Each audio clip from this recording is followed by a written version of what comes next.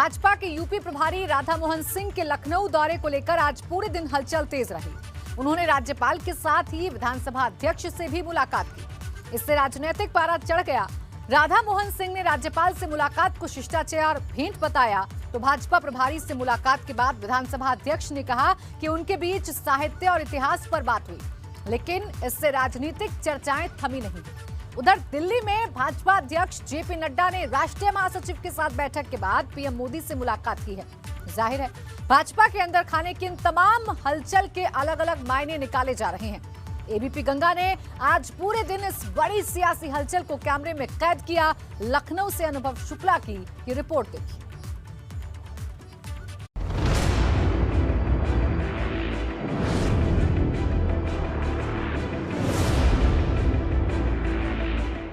भाजपा के यूपी प्रभारी राधा मोहन सिंह जब हफ्ते भर में दूसरी बार लखनऊ पहुंचे तो चर्चाओं का बाजार गर्म हो गया। कितनी जल्दी इस दूसरे दौरे का मकसद आखिर क्या है?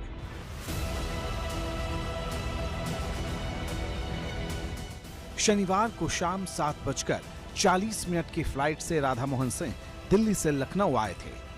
रविवार की सुबह सियासी गहमागहमी तब और बढ़ गई जब राधा मोहन सिंह राज्यपाल आनंदीबेन पटेल से मिलने रवाना होने लगे। एबीपी गंगा ने भाजपा के प्रदेश प्रभारी से तब खास मुलाकात पर बात की। सम्मानीय पद है और आज तक मिल नहीं पाया, तो उसी औपचारिकता के कारण आज मैं जा रहा हूं और मेरी औपचारिक मुलाकात उनसे आज होगी। कुछ लोगों के दिमाग में अपनी खेती करते हैं और अपना फसल उपजाते हैं, तो फिर उस पर मैं क्या बोलूं। बहुत बड़ा सीट खाली नहीं है, कुछ सीट जो खाली है तो उचित समय पर मुख्यमंत्री अपना निर्णय लेंगे। लेकिन आज के तारीख में संगठन और सरकार बहुत बढ़िया ढंग से काम कर रहा है। राज्यपाल से मुलाकात के पहले का बयान आपने सुन लिया, जिसमें राधा मोहन सिंह संगठन और सरकार को लेकर जारी अटकलों को खारिज करते दिखे। इसके बाद वे राजभवन के लिए रवाना हुए।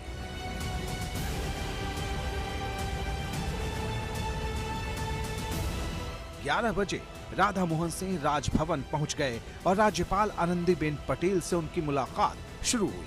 इसमें सिर्फ राज्यपाल और राधा मोहन सिंह ही मौजूद थे। राजभवन के बाहर अब तक मीडिया का हुजूम पहुंच चुका था। यहां से बाहर निकलने के बाद यूपी के प्रदेश भाजपा प्रभारी ने फिर दोहराया कि ये शिष्टाचार मुलाकात भर थी। आधे घंटे तक ये मुलाकात, तकरीबन 30 से 35 मिनट उनकी ये मुलाकात राजभवन में हुई है। और जब राधा मोहन सिंह यहाँ पहुँचे हैं तो केवल राधा मोहन सिंह मौजूद थे और राज्यपाल आनंदीबेन पटेल मौजूद थी। उस बैठक में जो बातचीत हुई है क्लोज डोर मीटिंग थी और संगठन की तरफ से भी कोई उनके साथ नहीं आया था। ये काफ़ी महत्वपूर्ण हो जाता है, क्योंकि जब भी किसी प्रदेश का प्रभारी जाता है, कम से कम प्रदेश अध्यक्ष साथ में होते हैं, संगठन के कुछ और भी लोग होते हैं, लेकिन आज की इस बैठक में केवल राधा मोहन सिंह मौजूद थे और उत्तर प्रदेश की राज्यपाल आनंदीबेन पटेल मौजूद थे। उत्तर प्रदेश का सरकार और संगठन बहुत मजबूती के साथ चल रहा है। देश के अंदर सबसे मजबूत संगठन और सबसे लोकप्रिय सरकार उत्तर प्रदेश के अंदर काम कर रहा है। उधर भाजपा के प्रदेश अध्यक्ष स्वतंत्र देव सिंह ने भी अटकलों को सिरे से खारिज कर दिया। उन्होंने सीएम योगी की जमकर तारीफ की।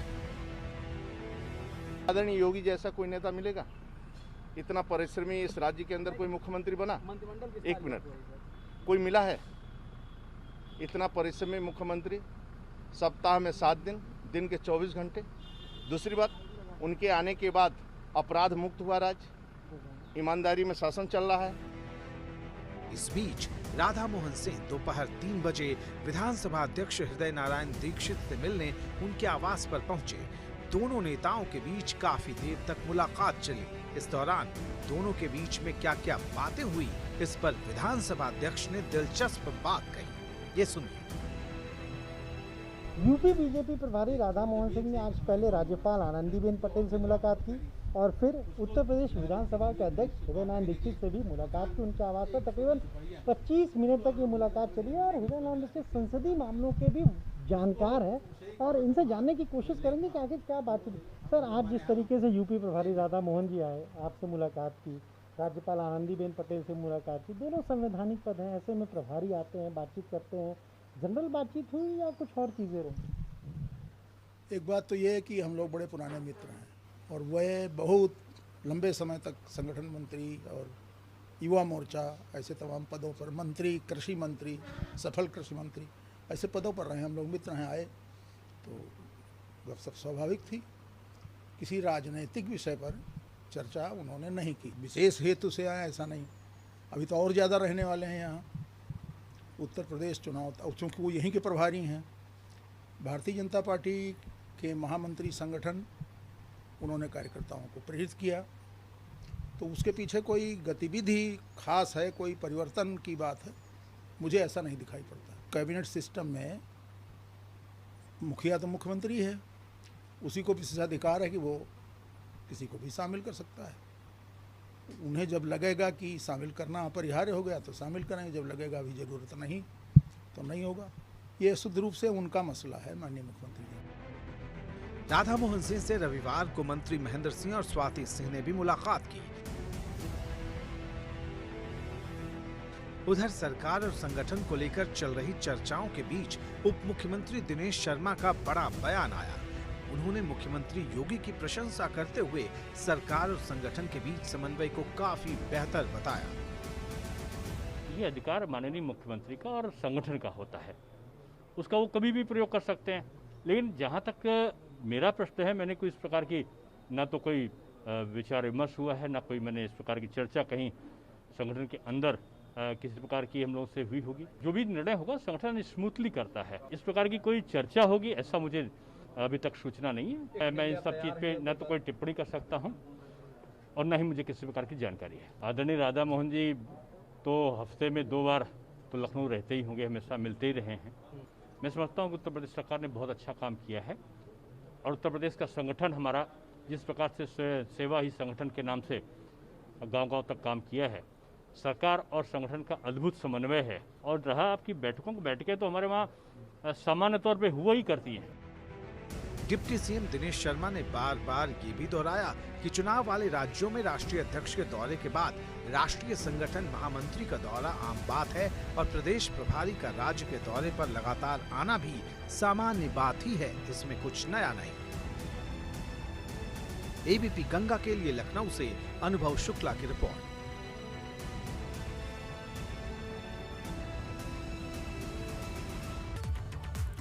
कोरोना की दूसरी लहर के तांडव की तबाही हम सब ने देखी। यूपी के शहरों से लेकर गांव तक कोहराम मचा रहा। बावजूद इसके कई लोग हैं जिन्हें सोशल डिस्टेंसिंग का सबक आज तक याद नहीं हुआ है। आज यूपी की पंचायतों में खाली 1,41,000 से ज्यादा पदों के लिए नामांकन प्रक्रिया शुरू हुई। इस दौरान प्रत्याशियों में खासा उत्साह देखने को मिला, लेकिन इस जोश में एक बार फिर से टूट गए नियम, उड़ गई धज्जियां कोरोना गाइडलाइंस की। नामांकन प्रक्रिया के दौरान जिम्मेदारों के सामने ही बिना मास्क के घूमते फिरते नजर आए प्रत्याशी। देखकर ऐसा लग रहा था कि जैसे ये कह रहे हों कि कसम से हम नहीं सुधरेंगे।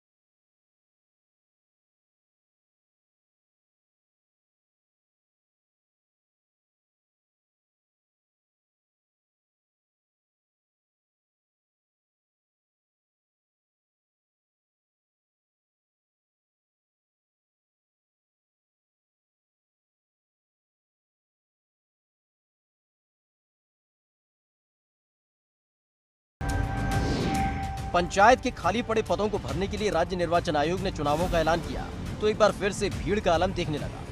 टूटने लगे नियम और सोशल डिस्टेंसिंग की जमकर धज्जियां उड़ा कर रख दी गई। अतिरिक्त पदों के लिए नामांकन जारी है। 8 ब्लॉकों पर नामांकन की प्रक्रिया को पूर्ण कराया जा रहा है।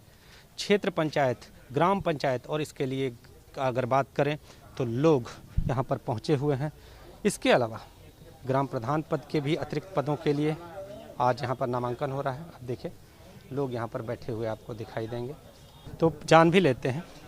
आप यहाँ पर आए हैं, क्या नामांकन दाखिल कराने आए हैं या किसी के साथ में? हम किसी के साथ में आए। सर, आपने मास्क नीचे कर रखा है, कोरोना से डर नहीं लगता? नहीं लगता है डर। आप देखिए, आप भी कैमरा देखते ही मास्क निकालने लगे और निकाल दिए सर। बैठे थे इस जगह, थोड़ा बैठे थे, आराम कर रहे थे, उनको निकाल दिए। दरअसल वाराणसी में भी पंचायत चुनावों के मद्देनजर नामांकन प्रक्रिया सुबह 8 बजे से शुरू हुई और शाम 5 बजे तक चली। इस दौरान अधिकारी मौजूद रहे, तो वहीं व्यवस्था बनाए रखने के लिए पुलिस भी मौजूद थी। लेकिन जो दावे लगातार प्रशासन की तरफ से किए जा रहे थे, वो ही कानून के रखवालों के सामने टूटते नजर आए।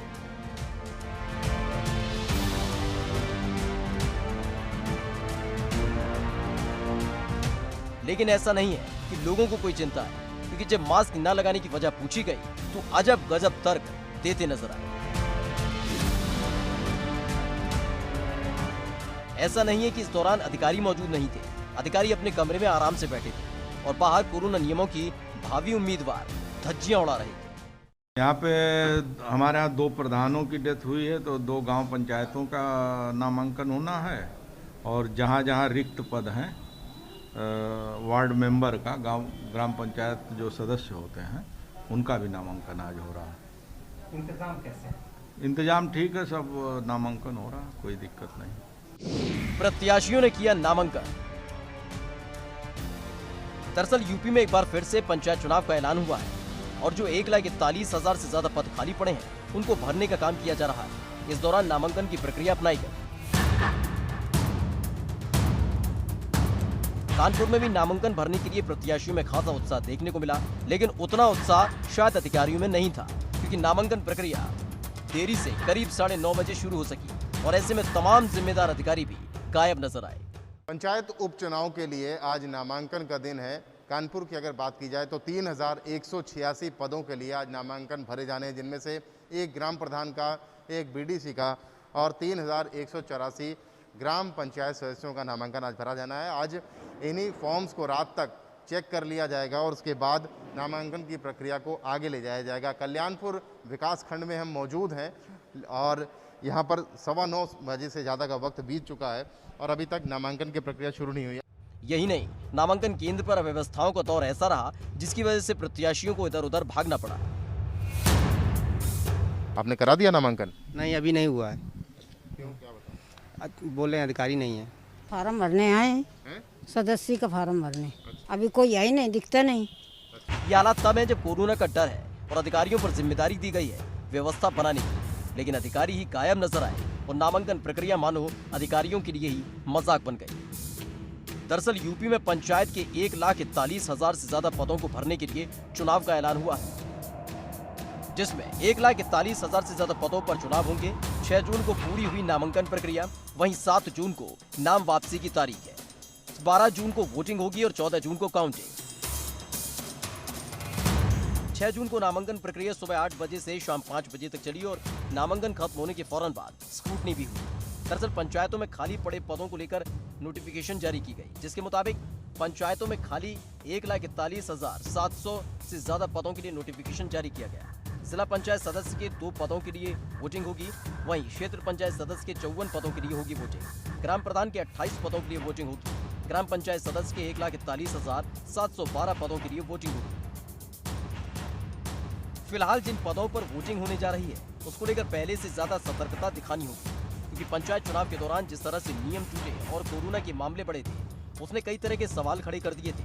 अब फिर से ऐसे हालात न बने, इसके लिए अधिकारियों को जिम्मेदारी उठानी होगी, तो साथ ही प्रत्याशियों को भी सतर्कता दिखानी होगी। एबीपी गंगा के लिए वाराणसी से नीतीश कुमार पांडे के साथ कानपुर से रतीश त्रिवेदी की रिपोर्ट।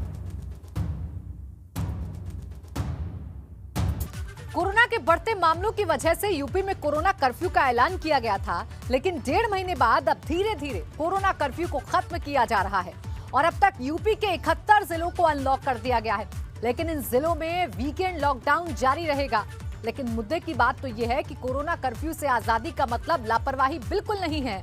मास्क पहनना ना भूलें, सोशल डिस्टेंसिंग का पालन करें।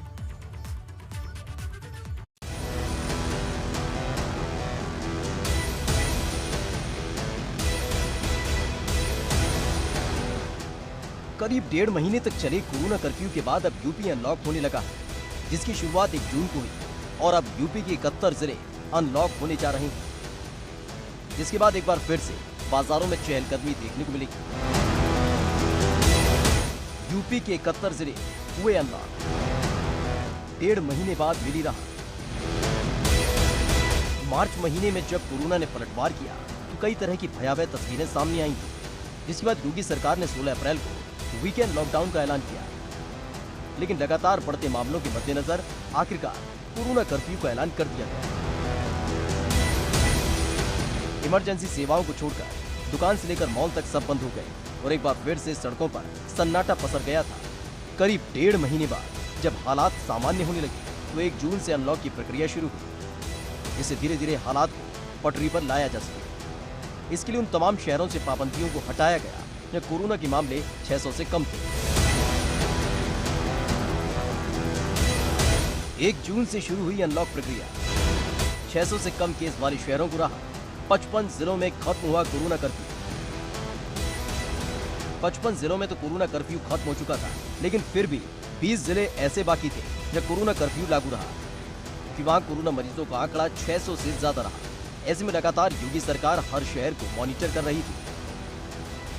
यूपी के 16 और जिलों को अनलॉक करने का आदेश दे दिया गया, यानी कुल मिलाकर सोमवार से अब यूपी के 71 जिले कोरोना कर्फ्यू से मुक्त हो जाएंगे, जिससे लोगों को राहत मिलेगी। लेकिन इसके साथ ही इन जिलों में वीकेंड लॉकडाउन जारी रहेगा। उत्तर प्रदेश में अब 71 जिले अनलॉक कर दिए गए हैं, जबकि 4 जिले अभी भी बचे हैं जिन्हें अनलॉक नहीं किया गया है। यहाँ पर 600 से ज़्यादा एक्टिव केसेस अभी भी हैं और इसीलिए इन पर विचार अब मंगलवार को किया जाएगा टीम 9 की बैठक में। ये 4 जिले लखनऊ है, मेरठ है, सहारनपुर है और गोरखपुर है। इसके अलावा जिन 4 जिलों को कोरोना कर्फ्यू से राहत दी गई है उनमें गौतम बुद्ध नगर, गाजियाबाद, मुजफ्फरनगर और वाराणसी है। यानी कुल मिलाकर 71 जिलों को अब अनलॉक कर दिया गया है और 4 जिले अब आगे उन पर विचार किया जाएगा। लेकिन अभी यूपी के 4 जिले ऐसे हैं जहां कोरोना कर्फ्यू अब भी लागू है, कि वहां अब भी 600 से ज्यादा कोरोना के मरीज हैं। यूपी के 4 जिलों में कोरोना कर्फ्यू जारी, चारों जिलों में 600 से ज्यादा कोरोना मरीज। लखनऊ, मेरठ, सहारनपुर और गोरखपुर में कोरोना कर्फ्यू। आंशिक कर्फ्यू, वीकेंड लॉकडाउन और वैक्सीनेशन के प्रभावी अभियान से योगी सरकार ने प्रदेश में कोरोना की रफ्तार थामने में सफलता हासिल कर ली है। आज ही वाराणसी, मुजफ्फरनगर, गौतम बुद्ध नगर और गाजियाबाद में भी एक्टिव केसों की संख्या 600 से नीचे आ गई, जिससे यहाँ पर कोरोना कर्फ्यू समाप्त करने का निर्णय लिया गया है। यानी कुल मिलाकर अब सूबे के 71 जनपदों में कोरोना कर्फ्यू खत्म हो गया है। अब सिर्फ राजधानी लखनऊ के अलावा मेरठ, सहारनपुर और गोरखपुर ही ऐसे जनपद हैं जहां पर 600 से ज़्यादा एक्टिव केस हैं। ये माना जा रहा है कि अगली 24 घंटों में जो भी स्थितियां सामने आएंगी उसके आधार पर यहां भी कोरोना कर्फ्यू हटाने का निर्णय लिया जा सकता है। यूपी में लगातार गिर रहा कोरोना का ग्राफ राहत दे रहा है, जिसकी वजह से यूपी के 71 जिले पाबंदी मुक्त हुए हैं। लेकिन कोरोना कर्फ्यू से राहत का मतलब बेखौफ होकर घूमना भर नहीं। मास्क पहनना जरूरी है, सोशल डिस्टेंसिंग रखनी जरूरी है, कि कोरोना की ताजा आंकड़े बताते हैं कि कोरोना का खौफ अभी खत्म नहीं हुआ है।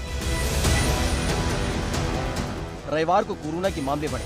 यूपी में 1165 कोरोना के नए मामले सामने आए। करीब 18,000 पहुंची एक्टिव केस की संख्या।